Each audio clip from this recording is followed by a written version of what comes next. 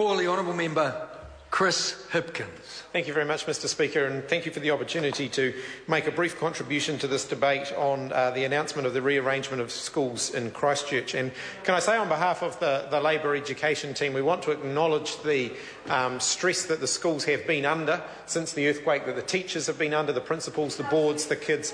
Regardless of where we stand on this particular announcement, I'm sure we can all agree that the schools have done an absolutely wonderful and commendable job.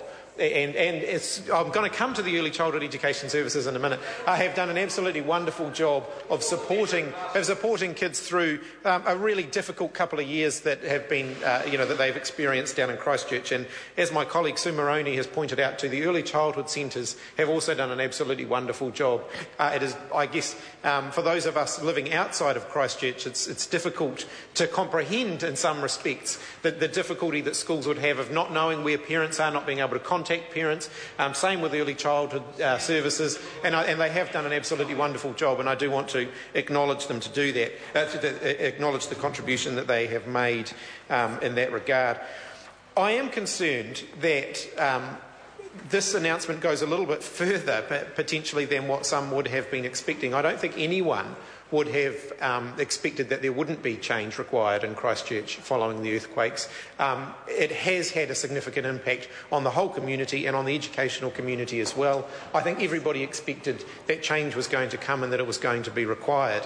The extent of these changes, however, is larger than what people anticipated, and I think that it creates a lot more anxiety for people when they hear the changes proposed in Christchurch being referred to as exemplars for the rest of the country.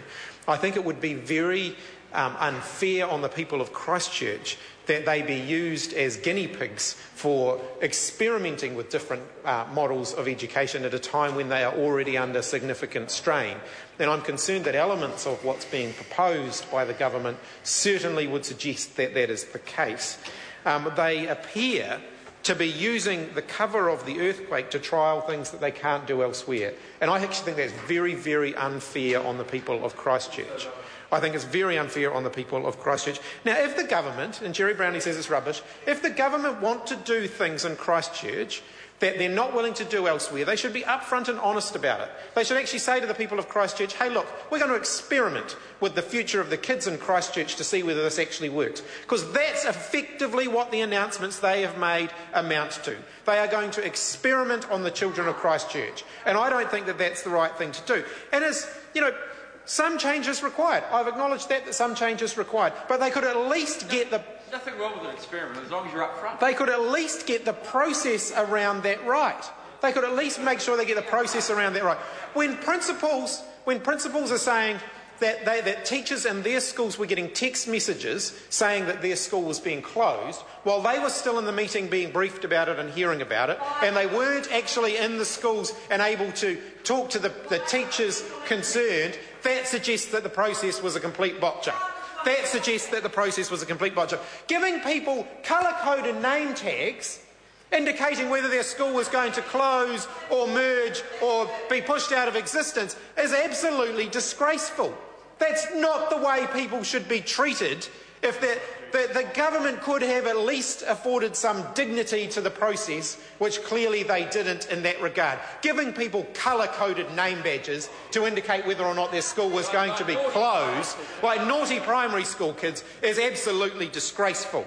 But what should work? I'm not surprised, though, Mr Speaker. I'm not surprised, given the minister that's been placed in charge of it, given that she can't seem to manage to make any announcement without absolutely hashing it up. Although she seems to be better at backtracking than making announcements. So when she comes back to backtrack on all of these proposals, I'm sure she'll probably get that a little bit better than her initial announcement, and she might actually manage, she might have learned something from the process, and then maybe when the backtrack comes, the flip-flop comes, maybe they'll finally get the process right around that, because they certainly haven't got the process right around this. Finally, Mr Speaker, to conclude, this is not an opportunity for the government to inflict charter schools with unregistered teachers on the students of Christchurch who are already dealing with enough challenges without having the government decide that they're going to trial their ideological charter schools experiment that has been proven to fail everywhere else around the world that it has been tried.